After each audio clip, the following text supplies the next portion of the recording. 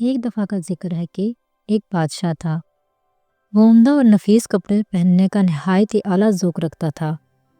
इसे नए नए कपड़े पहनने का बड़ा शौक़ था। इसका महल तरह तरह के कीमती कपड़ों से भरा पड़ा था।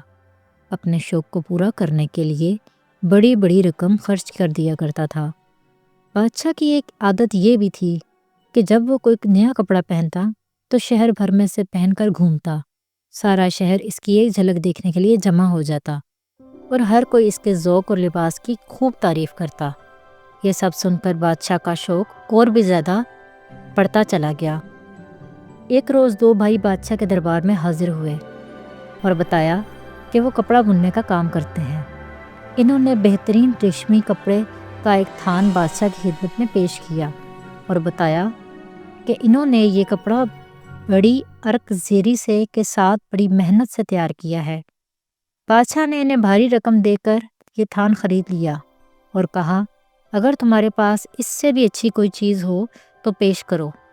इस पर एक भाई ने कहा, हमारे वालिद ने हमें एक ऐसा कपड़ा बुनने का तरीका सिखाया है जो सबसे अलग और अनोखा है। हमारे अलावा ऐसा कपड़ा कोई नहीं बुन सकता। इस कपड़े की खूबी ये है कि इसे सिर्फ वही लोग देख सकते हैं जो निहायत दानिशमंद और बादशाह वक्त के कामिल वफादार होंगे।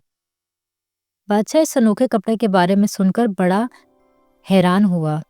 इसने दोनों भाइयों से फरमाइश की कि ये कपड़ा इसके लिए तैयार करें। इस पर दूसरे भाई ने कहा, जहाँ पनाह, ये कोई आसान काम नहीं। इस कपड़े की तैयारी पर बड़ा खर्च आएगा और वक्त भी बहुत लगेगा। अगर आप इस कपड़े की लागत का बोझ उठाने को तैयार हैं तो हम भी इसे बुनने के लिए तैयार हैं। बादशाह फौरन राज़ी हो गया। दोनों भाइयों को शाही मेहमान खाने में ठहरा दिया गया और वहीं इनके काम करने को कपड़ा बुनने की खड्डी भी लगा दी गई। इनके तलब करने पर हीरे और अशरफियों से भरे संदूक इनके हवाले कर दिए गए ताकि वो जितना चाहें पैसा खर्च करें और बादशाह की फरमाइश को पूरा करें। अब रोज़ाना सुबह से शाम तक खड्डी चलती रहती और दोनों भाई काम में जुटे रहते। वज़ीर और दरबारी रोज़ाना मेहमान खाने में जाते और दोनों भाइयों को दिल से काम करता हुआ देखते। वो बड़ी कोशिश करते कि इन्हें कपड़ा दिखाई दे, मगर इनमें से कोई भी इसे देख ना पाता। इन्हें भाइयों की कही हुई बात भी याद थी कि इस कपड़े को वही देख सकता है जो दानिशमंद और बादशाह का वफादार होगा। अब कौन था जो कपड़ा नज़र ना आने का कहकर ख़ुद को बेवकूफ़ और नमक हराम साबित करता। लिहाजा कपड़ा ना देख पाने के बावजूद हर कोई बादशाह के सामने आकर कपड़े के हुस्न दिलकश की तारीफ़ के पुल बांधता रहता कि ऐसा कपड़ा आज किसी को नसीब नहीं हुआ जो हमारे बादशाह के अजीम जिस्म की जीनत बनेगा। इनकी बातें सुनकर बादशाह और बेचैन हो जाता और अक्सर मालूम करता कि कितना वह काम बाकी रह गया है। दोनों भाई बड़े अदब से बताते कि बादशाह सलामत, बहुत जल्द कपड़ा तैयार हो जाएगा। हम इसे सीकर एक उम्दा पोशाक बनाकर आपकी खिदमत में पेश कर देंगे। बादशाह के हुक्म पर इन दोनों भाइयों की खूब खिदमत की गई। वो उम्दा पकवान खाते और नरम और मुलायम बिस्तर पे सोते। बिलाखिर वो दिन आ ही गया जब इन्होंने बादशाह को पैगाम भेजा कि लिबास तैयार हो चुका है। बादशाह ने वज़ीर आज़म को मुआयने के लिए भेजा। वज़ीर आज़म को लिबास कहाँ दिखाई देना था, लेकिन पहले की तरह इसने भी फिर वापस आकर लिबास की खूब तारीफ़ की। बादशाह ये सुनकर बड़ा खुश हुआ। इसने एक दिन मुकर्रर करके ऐलान कर दिया कि वो नया लिबास पहनकर अवाम के सामने आएगा। मुकर्ररा दिन दोनों भाई बादशाह की खिदमत में हाजिर हुए और इन्होंने बादशाह को नए कपड़े की बनी हुई पोशाक पहनाई। ये काम मुकम्मल करने के बाद इन्होंने बादशाह की खूब तारीफ़ की और कहा कि इन पर यह लिबास खूब जच रहा है। ये सुनकर बादशाह फूले न समाया। इसने इन्हें खूब इनाम व इकराम से नवाजा और रुखसत कर दिया। दोनों भाई खूब माल जमा कर कर वहाँ से रफू चक्कर हो गए।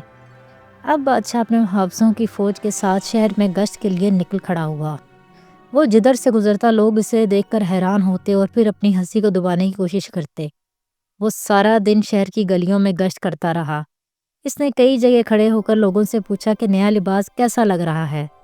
हर किसी की मुस्कुराहट ये कह रही थी कि आप ये लिबास खूब जच रहे हैं। बादशाह यही सब सुनकर खुशी खुशी चला जा रहा था कि अचानक एक बच्चे की आवाज़ इसके कानों में पड़ी جو باپ سے کہہ رہا تھا کہ بادشاہ سلامت کپڑے پہنے بغیر کیوں گھوم رہے ہیں۔ بچے کی بات کا سننا تھا کہ بادشاہ ساری کہانی سمجھ گیا۔ اس سے بڑا غصہ آیا۔